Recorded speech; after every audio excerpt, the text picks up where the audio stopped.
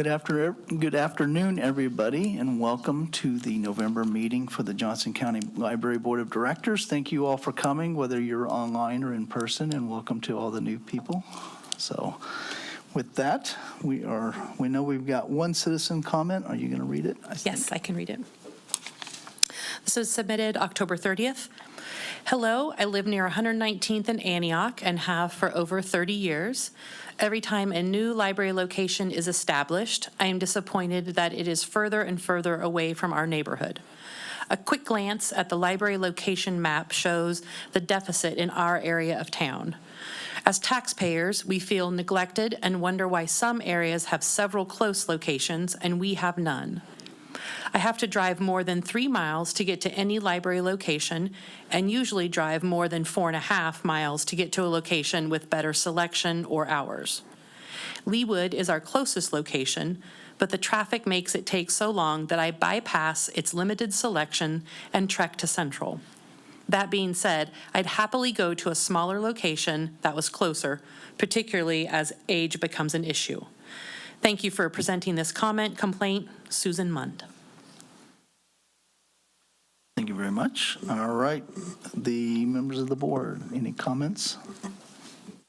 I will take a moment, to thank a member of our community for addressing us. Kind of feels thematic with election week about people being engaged in their governance, both locally and nationally. So that's always exciting to see participation as we get to communicate our wants and our needs. And of course, for this board, it's a privilege to be a part of that oversight and that governance, to be a part of that process. I'd also like to welcome our new NEOs. Welcome to the club. It's pretty awesome here at the library. Look forward to your individual and collective collaboration and contributions to our mission.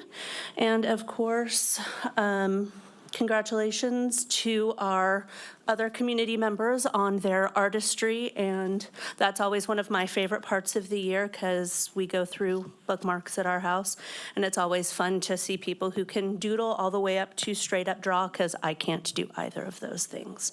So well done to them, and that's all.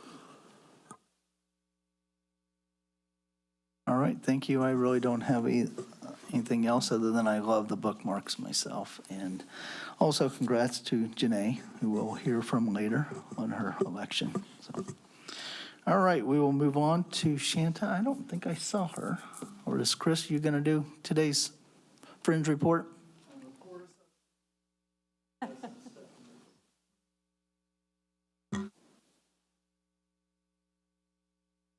Thanks, everyone. Good evening. And we appreciate this time to briefly report on the activities of the Friends of Johnson County Library during the past 30 days. During October, we celebrated National Friends of Library Week with an announcement of the winners of our annual bookmark design contest. We shifted celebration of the design contest to October to coincide with National Friends of Library Week, which is organized by United for Libraries, which is a chapter of the American Library Association. It allows friends groups to creatively promote our groups in our communities and to raise awareness and promote membership. We launched a membership campaign, which is lasting through the end of the year. We set our sights on growing our membership by 10%, and we're on our way there. We've reached about 30% of that goal of 70 new members. And if you haven't renewed your membership recently, you can do that at friendsofjcl.org. Please, and thank you. Gearing up for 2023, the Friends just hosted our annual meeting on Tuesday of this week, where we approved our restated MOU, which will come to you in next month's packet for information. But we also voted in our new slate of officers. Shanna Eichenborg is coming in as our president, wonderful young professional in our community, and Stacy Bunk, a really incredible young employment attorney here in town, is stepping in as vice president, president-elect. Staying on as secretary and treasurer are Diane Carlisle and Vicki Denk. I don't think we could do what we do without Vicki Denk, and she deserves all the lollipops. The service our directors and officers give is all volunteer-based, and they're a hard-working board, and we want to acknowledge publicly our deep appreciation for their commitment to the Friends, because it also demonstrates their deep commitment to Johnson County Library. Any questions? Thank you. Enjoy those bookmarks. Thank you. And Janae, I'll send you those photos. All right. And next up is Stephanie, representing to the foundation. Good afternoon, everyone. I'm Stephanie Stolzheimer, and I'm delighted to report on behalf of the foundation. I'll start with a final wrap-up of Library Let's Loose. We had wonderful coverage in The Independent, which is something that not-for-profit organizations you got to be in if you're going to have an event. So we had some really fun shots, and so that's that. Check. And The Independent is just a wonderful way to showcase what we've done for fundraising. And the board of directors is ready to plan for 2023. Next month, I will formally request that we close Central once again for September 23rd. The next thing I want to report on is the Black and Veatch sponsorship grant. Black and Veatch approved the naming grant, $30,000 for 2023. And we are very thrilled to have this 9th year of continued support. Then we had another wonderful event. It was appreciation and fundraising for the 1952 Society and the Reader's Circle. It was a conversation with Candace Millard and Steve Kraske. It was in October, and it was graciously hosted at the home of Carol and Fred Logan and co-hosted with Erica and Andy Logan. It was just a fabulous event, and we raised $5,000.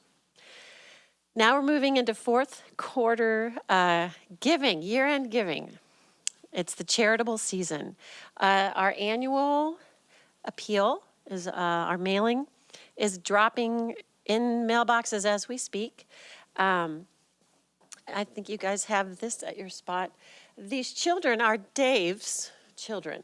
Dave's children, so cute. And then if you go ahead, open it up. What? Who's this little cutie? Oh, that's Patty's little guy. So we're very grateful to have staff with really cute kids. So they are helping us raise funds. And then on the back, this is a lovely daughter, Amanda Mavek. This is her daughter. She's 9 years old.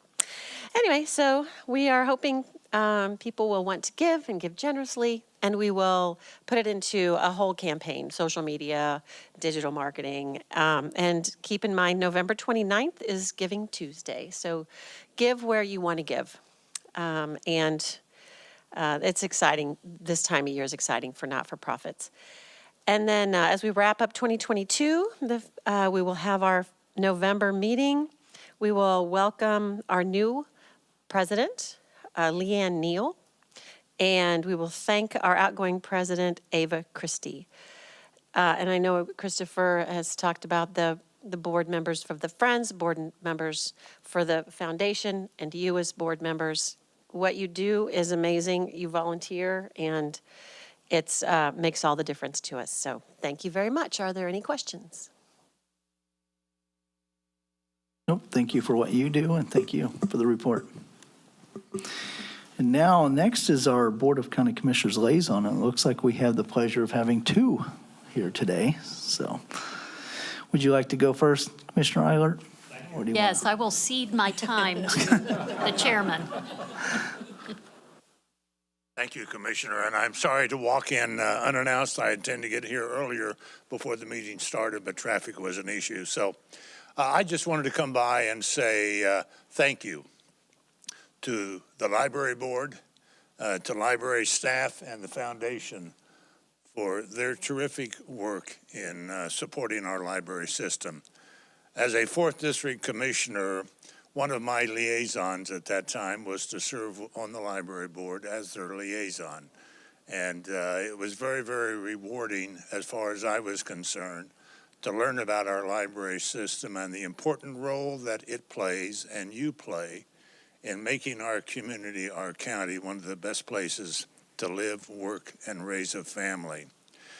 I think it was back in 2016, after we had kind of recovered from the Great Recession, that the Board of County Commissioners, not unanimously, but by a majority, authorized an increase in the mill levy for the library system in order to provide some of the facilities that had long been part of their forward or long-term planning. And the first one was Monticello.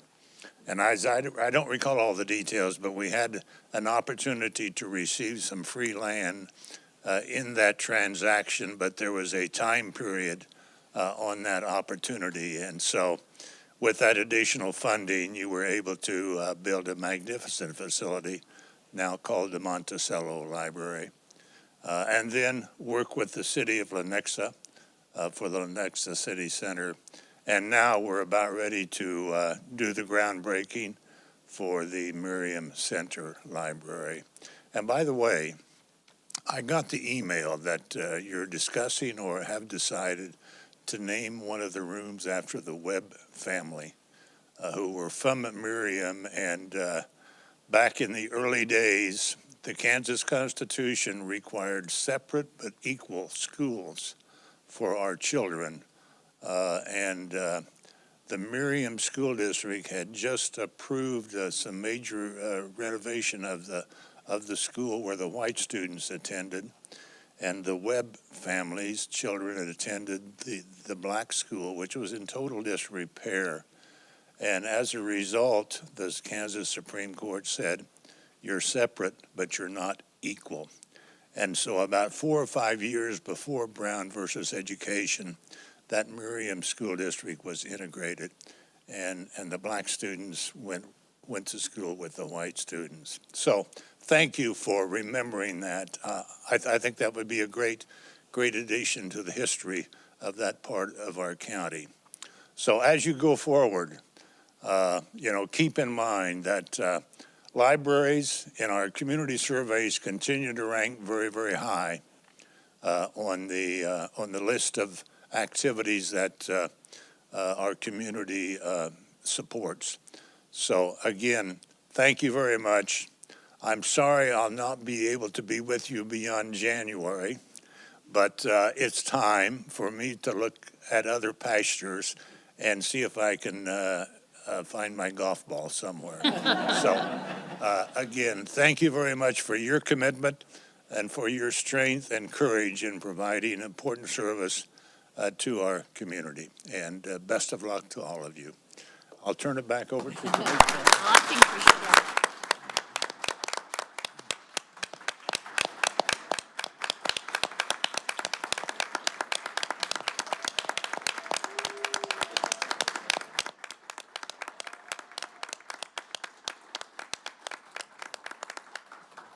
I will still use the library as well. Good.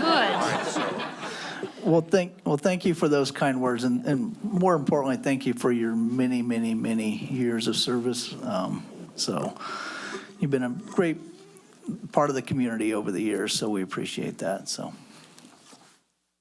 all right, Janae, I don't know if you can top that, but good luck. I can't, so It is your turn. I will not try, but I You will. you can just keep us up to date on what's I will going on. just tell you the book I'm reading. How about that? Because I'm excited to tell you about it. And if there's some things we should know, that's fine. I don't know how many of you were able to attend the National Hispanic Heritage Month celebration over at the Arts and Heritage Center in, I can't remember if it was in September or October that the event was held, but we had representation from the library there and actually had some authors there that had their books available, but also did some readings from their book. And one of the books that I purchased that night, and there was a reading from it, it's called You Can Go to Hell and Back by Christina Santiago. And it is a wonderful book about her journey in regard to having bipolar disorder. And I highly recommend it. It's written almost like a poem. You can read sections, and then it was very interesting because not long ago I was in the car listening to KCUR, and she was being interviewed by Steve Kraske. So that was pretty cool. So I just wanted to mention this book because of National Hispanic Heritage Month, and from our own community, and great book. Thank you. Thank you.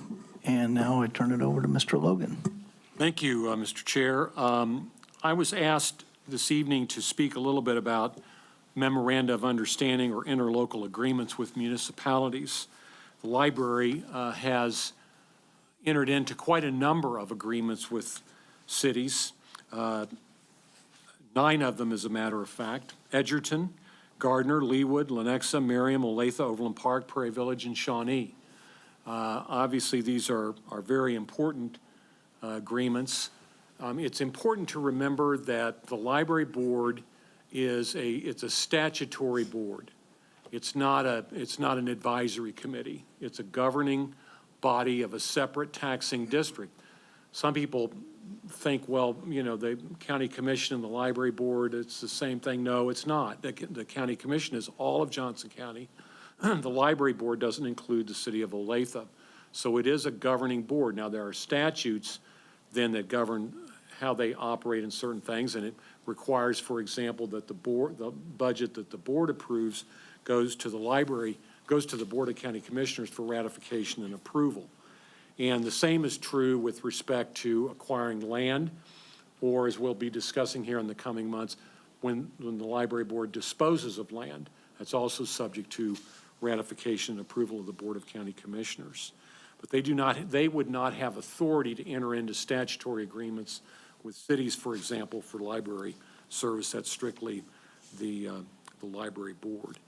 So I think that gives you a pretty good overview of library board's authority. Any questions? Okay. I think you're good. All right, now it's on to the county librarian report with Tricia. I'd like to invite David Vratney to the podium for our financial report. Yeah, hi. Thank you, Tricia. Good afternoon, board. I'm going to direct you to page 8 of your packet. It's the library total revenue report. We're reporting for revenues as of the end of September of 2022. So we're approximately 75% through the year as of the end of September. And we've collected a little over $42.4 million, which is a little over 95% of what we're anticipated to collect for the year. That has us a gap of about $2 million less of what we intend to collect. If you take the $600,000 or so of the unencumbered balance forward that we put in to this year's budget, the real gap's a little less than $1.5 million. So the good news in that, and just kind of having taken a historical look at it, we tend to close that gap in the last quarter. So my guess is we'll get closer to zero in between what we've budgeted here and what we intend to collect. So we're in good shape. We're about where we were from a percentage standpoint this time last year. So. And then from a expense standpoint, I know it looks like we're maybe a little ahead. There's almost $35 million that's been spent, which is approximately 79%. But again, when you start taking out the encumbrances, we're still under where we would project to be at this point in time. So our actual expenses year to date is around 72%. So with that, I'll stand for any questions you might have. Yeah, David. I think you're good. Oh, great. Thank you. You got one? Nope. All right, Thank you very much. Okay, I'd like to invite Adam Wathen to talk about core statistics. Hey, good afternoon. I'm Adam Wathen. I'm Associate Director for System-Wide Services, and I'm giving the monthly statistical report, and then Joseph Keene will give a presentation on our programming for the library. So you can see I have added into our charts here a 5th year, so by request, so that we can see 2018 and 2019 numbers, which are precursors to our COVID shutdown, which you can see in 2020 is that extraordinary dip in physical circulation when we halted library services in 2020. And so you can see that 2018 and 2019 paced together pretty closely. At the top of that chart in physical circulation, and you can see that our 2022 is pacing fairly close to last year and a little bit above. In our digital usage, it's about the opposite, where 2018 is at the bottom of the chart, 2019 is above that, and you can see that our 2022 numbers, especially since summer, are eclipsing previous years' usage in digital content. And then for our door count, our visitation trend, you can see something very similar to circulation, which is that 2018 and 2019 paced very closely together. And you can see that we're still pacing below that in 2022, although higher than 2021 numbers.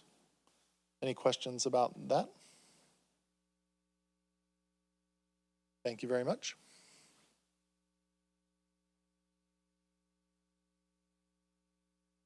Well, hello. Is this on? Yep. Oh, hi.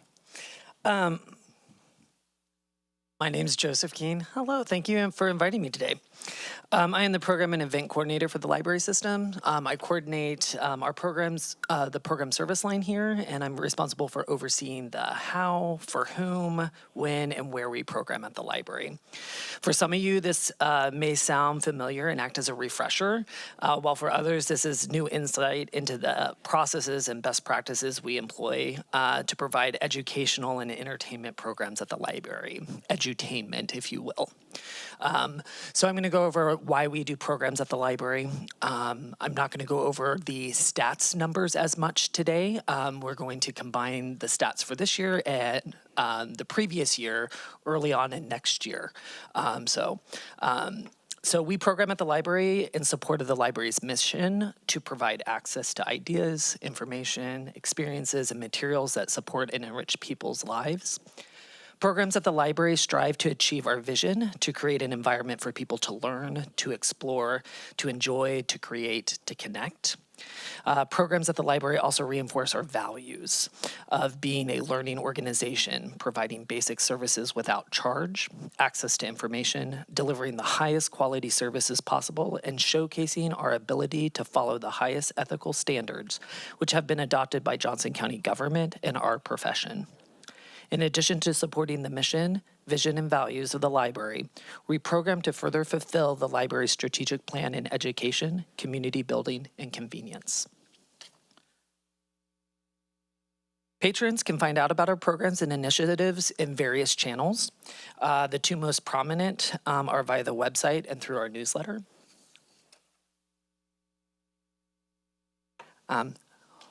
Great slide here. I want to talk about this on the right. Hopefully you get the open book. If you don't get the open book, it's our monthly newsletter. Sign up for it. It will provide you all the latest things that we're doing in the programming world. Currently, we are going to be offering the Writers' Conference next week, and I will in a little bit give you a little bit of a report on that. It's super exciting. The methods for programming is the combined set of procedures, best practices, and resources we have to carry out the experiences and engagements we create to fulfill the library's programming philosophy. Whereas our philosophy answers our question of why, our methodology answers our questions of who, what, when, where, and how. The methodology provides us the foundational tools to create programs that support our programming philosophy outlined by the ARMS 2060-10, which you might be familiar with, the strategic plan, the mission, the vision, and the values of the library. So who? Programs at the library are collaboratively planned by a team of professional librarians and programming staff. Adult and youth specialists, youth service librarians, coordinating librarians, and focus area librarians create and implement the programs here. There are a total of 107 staff members within the Program Outreach and Information Service Department dedicating a portion of their time to programs at the library. So the dedication levels vary, depends on how many hours they have available in order to provide those services. They can be from promoting the programs to planning them to ideating around them.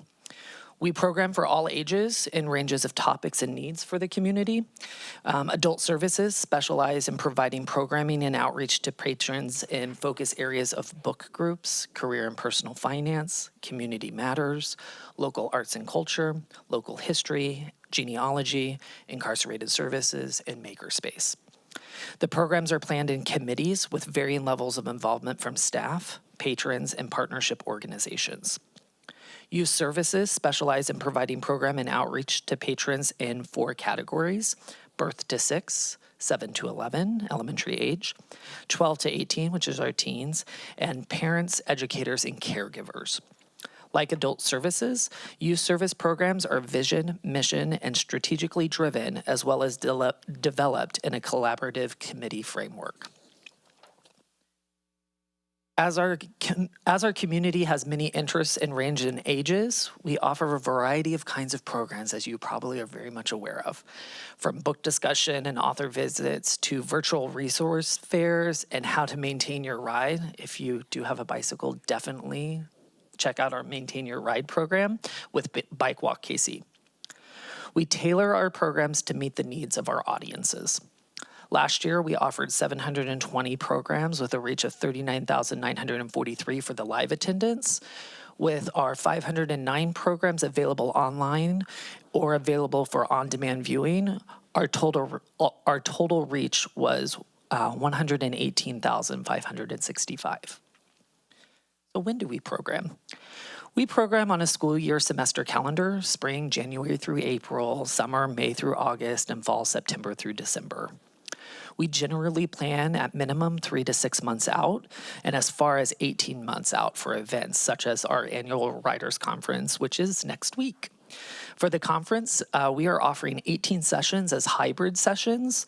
So they'll be live in person, but then also available for on-demand viewing, with an additional 24 strictly in-person programs and several drop-in activities, including one-on-one marketing advice, one-on-one editing, and author photo sessions.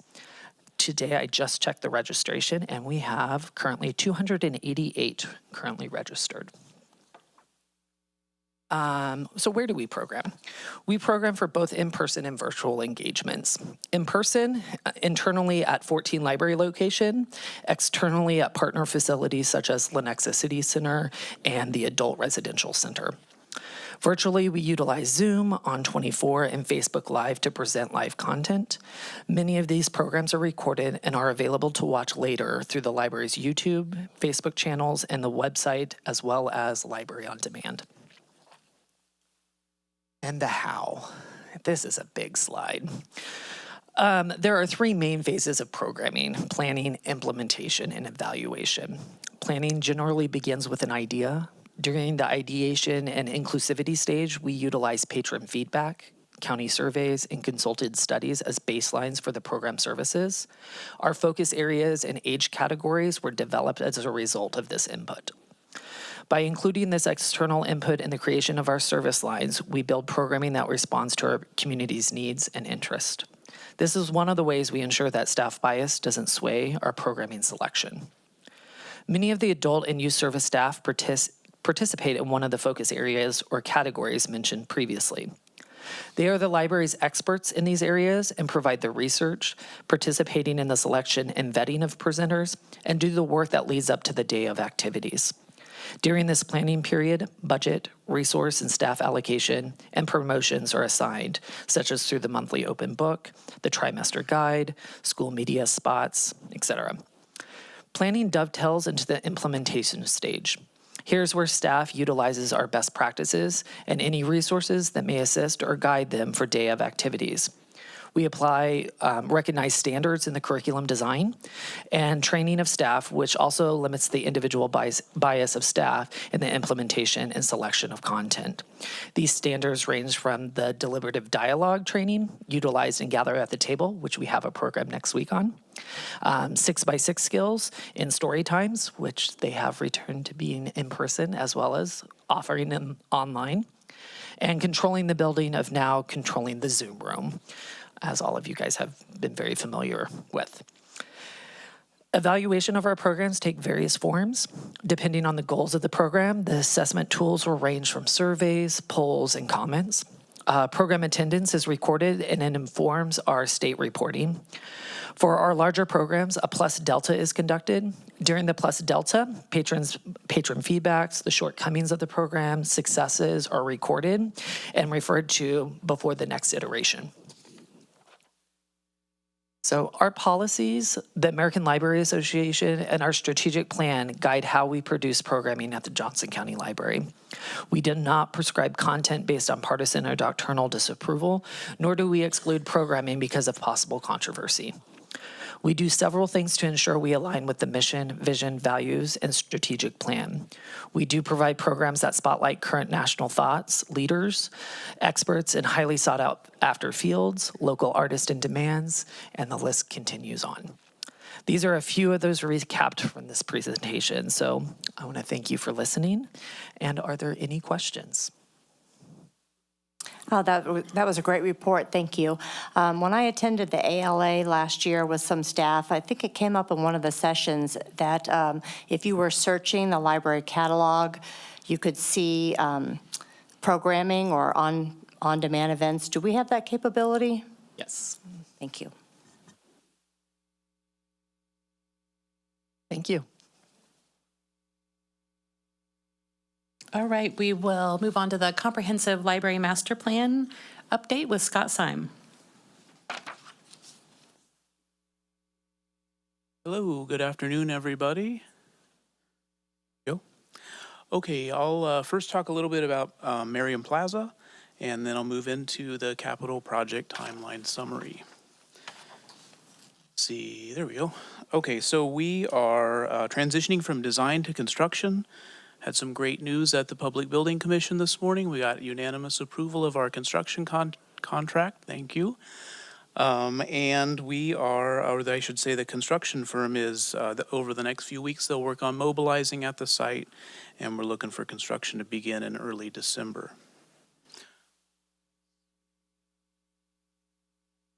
I'll talk a little bit about public art next. Next slide. Okay. Going to be doing a public groundbreaking. I know I'm that we glad did you with said that. Lenexa and Monticello. Yes, so we will have a groundbreaking, kind of a ceremonial remarks and photo opportunity type event. Save the date for Tuesday, November 29th, at 9 o'clock. We'll meet over at Merriam Community Center indoors, and then we'll come out to the site for the groundbreaking shoveling part. Yeah. We will send out an email invitation for that too. Okay, with public art, we have 2 approved artists for this project. We're at the conceptual stage currently. The first one is Sage Vaughn from California. So this was a national search for these artists. The artist selection panel felt there was a good connection between his work, plant and flower forms, and our green roof. So I'll show you a few of Sage's designs so far and what we're seeing from Emily too. Next slide, please. So this is an example of some of Sage's work. This is a metal sculpture, and when you get close to it, it's got some like lace characteristics to it, so real fine details. Next slide. So we'll have right now we're looking at 2 installations on the exterior of the building, and those are where the red lines are. So one on the side nearest the parking garage, and then one on the Slater side of the street. Next slide. Couple of early renderings of those sort of large plant forms, and then against the backdrop of the building for that scale. So here's one, and then the next slide is the other on those 2 sides of the building. Next slide. So SAGE is one commission, and then Emily Alvarez from the KC area is the other, and her work is on the interior of the building in the Webb Family Meeting Room. So you see that highlighted on the floor plan in green there. Emily's a muralist. Her inspiration is also related to nature and plant life, and then drawing on the purpose and history of the library to educate the community, and then that ties together in that kind of dual meaning of strong roots. So I'll show you a few early images there. So this is in the meeting room. You'll see those murals on several of the walls, and you'll see those kind of plant life and community components in there.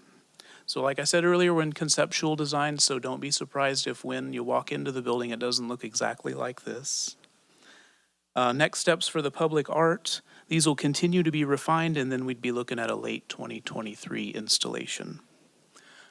Okay, next steps for the project. We talked a little bit about groundbreaking. Thanks, Bethany. Let's see, email invitations to follow. Construction, I talked a little bit about that too. We'll be using the parking lot behind the gas station over there by the Antioch building for the staging area, so very close to the site, which is great. And then we're also working on setting up regular check-ins with our city counterparts just to make sure we're sharing information. They know of any impacts as soon as we know about them. Next slide. Here's a look at our timeline. No change since last month. We're still holding that hatched green at the end until we can determine whether or not we'll need it. Any questions on Merriam Plaza? Okay. Next up, I'll talk a little bit about the kind of overall look. So next slide, please. Here is our anticipated timeline here, for these larger projects. No change since last month. Let's see, we talked last month at the board retreat about the new prioritization, which is an item later on your agenda tonight. And then we're anticipating bringing an updated timeline with reflecting that new prioritization back for the board in December. Okay, let's see. Next slide is about our capital replacement program.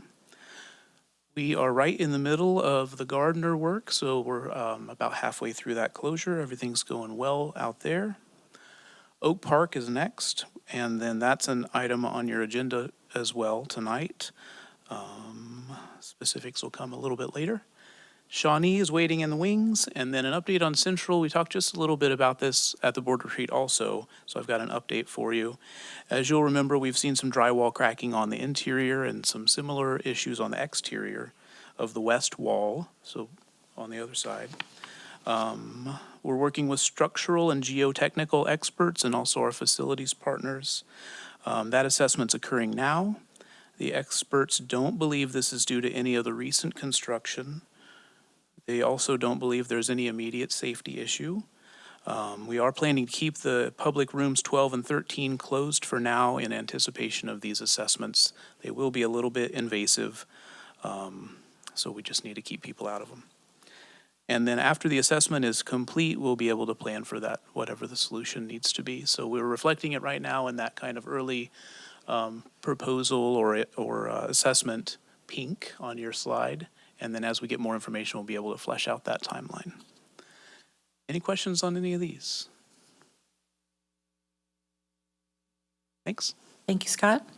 I'll invite Michelle Beasley to give an information technology update. And as she's coming to the podium, we were fortunate this morning to be part of a Veterans Day proclamation at the Board of County Commissioners, and one of our staff, who is a veteran, Ben Sons, represented the library, as well as veterans who may be serving our volunteers or on our library board and Friends and Foundation. So thank you to Ben for representing all of us. Take it away, Michelle. Good afternoon. I'm Michelle Beasley, IT manager here at JCL.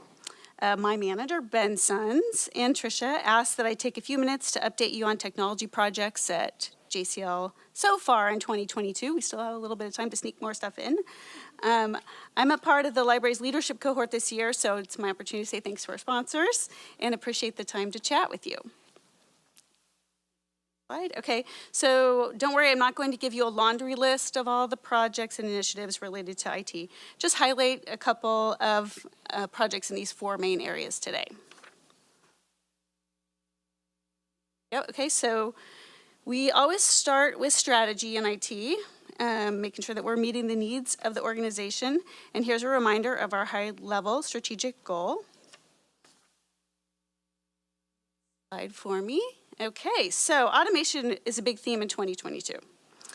Starting with materials handling, we talked a little bit about new sorters at Central. So those were up and running this year. And IT continues to support the sorters at 5 other locations. And we're also planning for a new sorter at Marion Plaza.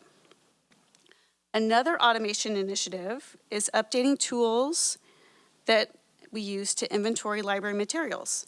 Our circulation staff use inventory wands, yes, they're called inventory wands, to review items on the shelf and do an audit of the holdings. This ensures the integrity of our library catalog holdings and the accuracy of patron accounts. That's one of the things that we're working on this year. We also continue to automate back-end technology processes. This is a little less visible to everyone, but we're specifically focusing on automated updates to software, especially servers and staff and public computers, and automated testing of the library's website as well, so we make sure we're keeping that up to date and in compliance with the latest updates for security purposes. Slide. Another area of focus in 2022 has been IT governance. IT governance is defined as the processes that ensure the effective and efficient use of IT in enabling an organization to achieve its goals. Its many, many exciting goals. So this includes departmental policies and procedures and the smooth coordination between the library and our county partners. So that's been a focus for us this year. We participate in a county IT governance group, along with a county-wide cybersecurity information sharing group and the county programs and risk committee. So we spend effort in that area. Next slide. Okay, so this is the most exciting part, of course. 2022 focused on infrastructure improvements. So early in 2022, we completely updated our central compute infrastructure, decreasing complexity and improving performance. And this month, actually next week, we migrate to updated core networking hardware as part of a planned replacement. This summer, we moved to a fabulous new internet service provider with increased reliability, so that was a big milestone for us. And the branch has benefited in 2022 also with the support of the County Department of Technology and Innovation, our county IT team. We improved connectivity at Spring Hill with a more reliable network connection. We also upgraded server hardware at every library location this year. Our systems team, Tom Erdman and Spencer Zelli, have been at full capacity in 2022. Another improvement was planned replacement of public computers. So this is a picture of central public computers. So far, we've gotten Leewood and Pioneer completed as part of planned replacement. And we have a couple of other locations staged for the updates, and that includes replacing the monitors as well, which is a visible difference for patrons. So big thanks to our IT analysts for their work on keeping systems fresh. And then I also like to mention that every year we do a full physical inventory of IT assets, such as iPads, laptops, monitors, desk phones, headsets, you name it.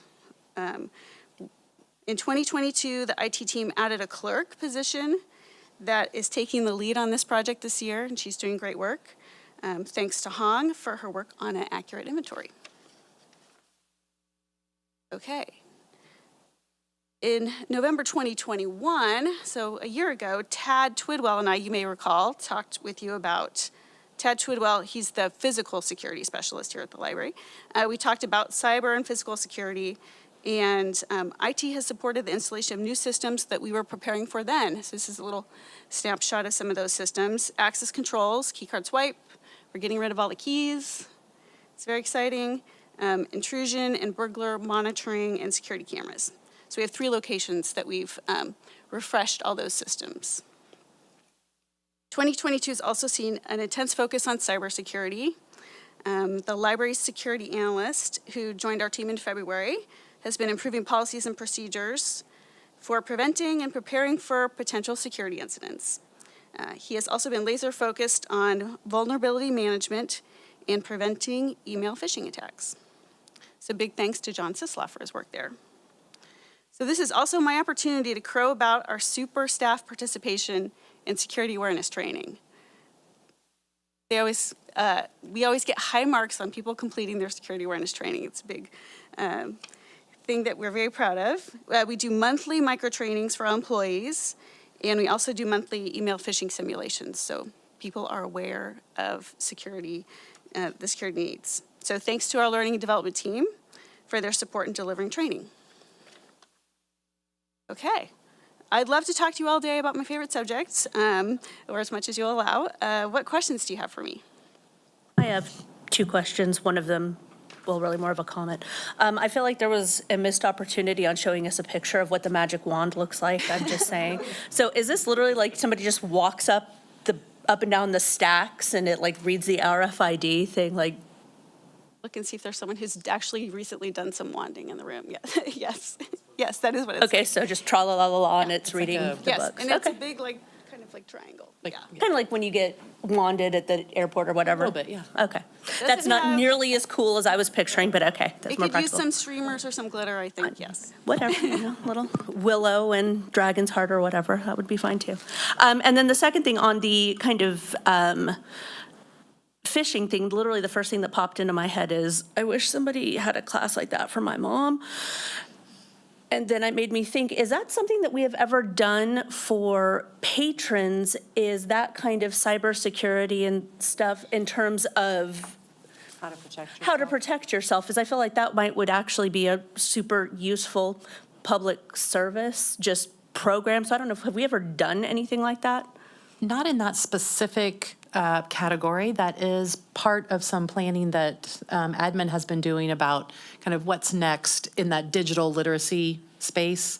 That can be defined pretty narrow, but I think that where you're heading or your suggestions are some of where our brains are going. Okay, because it would also be really nice if somebody explained to stop using third-party vendors on Amazon too. Just throw that out there That may as be a well. bridge we can't. But that might just be problems at my house. You have to talk to Ed Eilert about that. Okay, I was just curious about that. Thank you. I appreciate the time. Thank you so much. Thank you, Michelle. A few other things on my report. As I think Bethany welcomed our new employees in this particular class, I got to talk with them on Monday evening. And then I ran into several of our staff who are attending a county training called LEAP, Leadership Empowers All People. So they were finishing that 3-day session up today, so I ran into them today when I was out at the Board of County Commissioner meeting. So congratulations to those staff on attending that and completing that. And then I wanted to highlight in December, we've had some inquiries about the Lackman property. And so Fred and Andy are drafting a policy proposal about disposal and transfer of property that we'll bring in front of you so that we can get that in place as, of course, we're going to sell Lackman and then ultimately selling the space that Antioch's on. So that's kind of a preview of what's to come. And then Commissioner Eilert mentioned the Webb family. And so I just wanted to officially let you all know that we were able to get a hold of the Webb family. 5 of the children of the 10 still live in this area. And so they had a bit of a family conference, I think, to see if they were interested in having a name named after them and what comes with that. And so they are very interested and excited that we are looking to honor their family and the bit of history, the part they play in that bit of history. We will invite them to the groundbreaking and, of course, to the grand opening. So we may have a few times to interact with them. So it is completely wonderful that Commissioner Eilert was here because he's the one that talked to us, I think in 2017, about this bit of history. That was a little obscure, and so it's at his encouragement that we kept following that thread and and figuring out how we could weave them into that building. So you'll see more of that as we get further into construction. And then the two parts of my report, the board retreat recap. And so you were all in attendance there. And so you know that you came into alignment around the prioritization of the comprehensive library master plan, the next buildings. And so you'll see that for action later in the agenda. For those of you in the audience or listening at home, every year the library board discusses and then updates or reaffirms the project prioritization so that the citizens certainly know kind of what's coming next, but also library staff and our partners in facilities and the cities can also begin to plan. And so we will be looking at dates for the 2023 board retreat, so stay tuned for that. And then we'd also had a question about the MOUs. So in your packet, there is a list of the current 31 MOUs that we have. 10 of those are with our partners throughout the county. And so that has grown over the years as we have reached out, or they have reached out to do programming or have different services that are kind of co-sponsored. The process for this is staff in the fall review these MOUs and coordinate those updates or edits with those entities and then bring them back to the library board, usually December, January for renewal or approval, whatever the case may be. So yeah, you can see the wide variety of memorandums of understanding, and you'll see those specifics over the next few months on the agenda. Answer any questions. If I might, Janae Hanslick, County Commissioner. You mentioned the LEAP program, and it brought to mind another opportunity that's coming up if anyone is interested, either from the public or from library staff, and that is our Johnson County Academy. And what that is a 10-week program where participants take a very deep dive into what the county does. You visit on-site various departments. Like the last class, they took a tour of the adult detention center, the jail. You can visit the wastewater department, as well as corrections and many other departments. And it is a competitive process because we get more applications than we have slots, but the applications for the spring class will be coming out in December on the Johnson County website. So if you go to that website and put in Johnson County Academy, you can keep an eye on when that application comes up. But it's a wonderful, wonderful program, and had our graduation last night, and really loved hearing all the great comments. So just wanted to make you aware of that opportunity if you're interested. And you get dinner every night that you're there, so it's nice. Janae, is that twice a year then? I think it's only once a year. Or it starts in the spring and it just finishes now in the fall? Well, no, this one we celebrated last night, the class actually started before COVID and then had to take a break, and then they were able to reconvene. So I don't know what the exact dates will be. I think that's still being determined.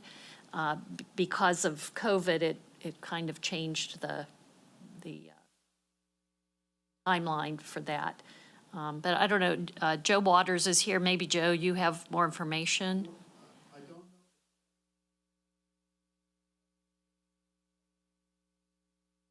know. Do you get to visit the medical examiner building? I think it depends That place on looks really cool. Yeah, I think it depends on the availability and the timing for different. It's not necessarily the same curriculum every single time, but yeah, that's a cool place to visit for sure. And to leave. Can Commissioner Hanslick, can you get us a tour of the medical examiner building? If you want it, I'm sure we can manage it. That completes my report. Thank you very much, Tricia. All right, we got a consent agenda. I think we're actually pulling from it to make a correction on the special library retreat. Is that correct, Patty? Okay. So Yes. you're not voting on that one. You've got a month to get psyched up about that. All right, moving on. It's a consent agenda. Would somebody like to make a motion? I move the Library Board of Directors approve the consent agenda. All right, all those in favor? Aye. Any opposed? Nope. All right, it passes. All right, let's see what else we got here. We don't have anything on the old business.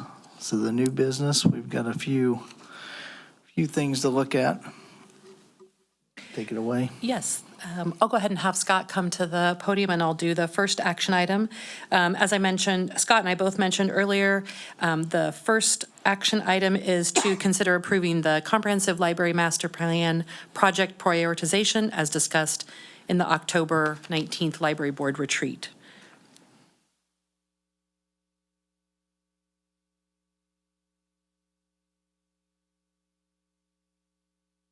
Does anyone need a recap on that, or are we good with remembering what we did? I think it's right there too on the page 80 or 65. Okay, so then I'm going to go ahead and skip the formalities and to move to approve the clump project prioritization as discussed at our library board retreat on October 19th, 2022. Second. All right, all those in favor? Aye. Opposed? Nope. All right. That is our project prioritization. All right, Scott, I think you're taking away the next two. Okay, thank you. The next one is Oak Park, considering a temporary closure for capital replacement program work. This temporary closure is anticipated to take up to 15 weeks between January and May. We're proposing that the library be closed and no services be offered during that time, just because of the nature of the work. Staff would be relocated to other branches. The work anticipated to be completed there is HVAC improvements and upgrades, electrical upgrades, restroom remodel, improvements to paving and entrance, to the paving and the entrance, ADA improvements, improvements to security and building automation system, and potentially shelving replacement. Very excited that the bathrooms especially remind me of elementary school in the 80s, and it will be nice to bring it into the 21st century. You want us to put a little plaque, the Bethany Yes, room? I approve. The little smiley face or something. All right. I move to approve a temporary closure at the Oak Park Library for a period of up to 15 weeks between January and May to complete planned interior and exterior work. Second. All those in favor? Aye. Opposed? All right. Scott, you got one more. Thank you. Next one is temporary closure of Edgerton for roof replacement. So Edgerton is our only building that is not owned by the library board. This was one of the items to come out of the assessment that the library and the city did for that facility, I think in 2021. So it's needed work.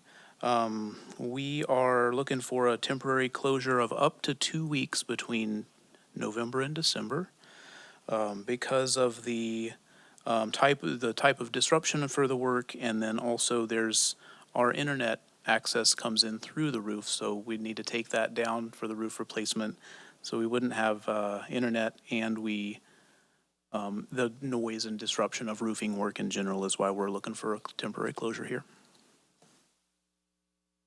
Any questions? Any discussion? All right. Make a motion, somebody? I move to approve a temporary closure of the Edgerton Library for a period of up to 2 weeks between November and December for the city to complete roof replacement work. Second. All right, all those in favor? Aye. Any opposed? Nope. Thanks. All right, thank you, Scott. And then our next one is with Yeah, Angel Tucker will join us at the podium, and as she goes up there, I just did want to mention, I forgot during my report, that the library is closed tomorrow in observation of Veterans Day, so all of our e-resources are available on your website, jocolibrary.org. Take it away, Angel. Good evening. My name is Angel Tucker, and as noted, I'm the Youth Services Manager at JCL. I'd like to draw your attention to page 68 in the board package. I'm going to provide relevant context on 3 exciting MOUs. The first memorandum of understanding is with Hammerspace. We are looking forward to offering metal casting classes alongside our intro to sewing and bike maintenance workshops. In the metal casting workshops, patrons would learn to melt and cast puja into custom objects, including holiday ornaments, challenge coins, and family keepsakes. These workshops are a great introduction to a craft that many feel is out of their reach due to equipment and skill. I'm going to pass these to you so you can see what I'm talking about.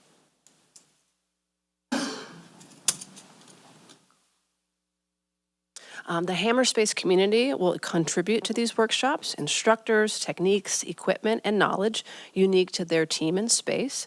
The library would provide a safe space for the workshops to take place, as well as occasional support from staff and the makerspace equipment. The library will promote this programming line using our designated channels, manage registration, logistics, and provide compensation per class.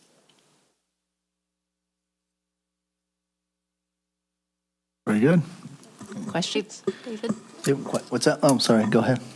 I just have to share something. That makes me so excited because long ago, when I was going into junior high school, you didn't have much choice about what you took for some activities, and girls were always required to take home ec, and boys were required to take shop. Well, a friend and I decided we didn't want to do home ec. We wanted to do shop. So we signed up, and the first day, the teacher was shocked to see 2 girls in the shop class, but we stayed, and that's the kind of stuff we did. I still actually have some of the things we made in metal casting, so that just does my heart good to know that it's available for all people to be able to experience that kind of a craft. And so thank you for doing that. I'm just so excited about it. You don't have to be a boy to do it. Anybody can come to the library and experience that. So cool. The power of the makerspace is just phenomenal for our community. Janae can be an honorary teacher. You have to come to the workshop. A long time. Thank you. All right. Any questions? Any comments? I move that the Johnson County Library Board of Directors approves the memorandum of understanding with Hammerspace Community Workshop to host STEAM workshops at the Central Resource Library. Second. Ooh, fighting over it. All those in favor? Aye. Any opposed? All right, next. I have 2 more for you so you can get another one in. So the second memorandum of understanding is with N-Circle, and it is rooted in providing access to enrichment activities to our justice-involved patrons. N-Circle's mission is connecting people to community opportunities to end the cycle of incarceration. They are committed to stabilizing individuals and families. This MOU proposes that the library will continue coordinating the college trades creative writing class. N-Circle will promote the workshop and recruit students. N-Circle staff will support the enrichment experience by being on site during the workshops and celebrating the students when the workshop is ending. In addition, the library will provide copies of strengths finders for students and support upon securing and interpreting their scores individual conversations. N-Circle and the library aspire to add future enrichment experiences for students and professional development for staff. Nice. Yep. I would just say, I am very familiar with the work of N-Circle. They work very closely with the Department of Corrections and have provided an outstanding partnership for Johnson County. They help prepare people coming out of incarceration with trades, and I'm excited to see that that this opportunity for creative writing will be available too. So. Any other questions, comments? No, it sounds like a great program. All right, make a motion, please. I move that the Johnson County Library Board of Directors approve the N-Circle and Johnson County Library Memorandum of Understanding for the year 2023. Second. All right, all those in favor? Aye. Aye. Thank you. All right, Our third and final memorandum of understanding is between the library and Johnson County Parks and Recreation, which operates the Johnson County Museum. The MOU is codifying a program agreement that's been ongoing since 2004. The museum will now cost share the total annual cost for jocohistory.org.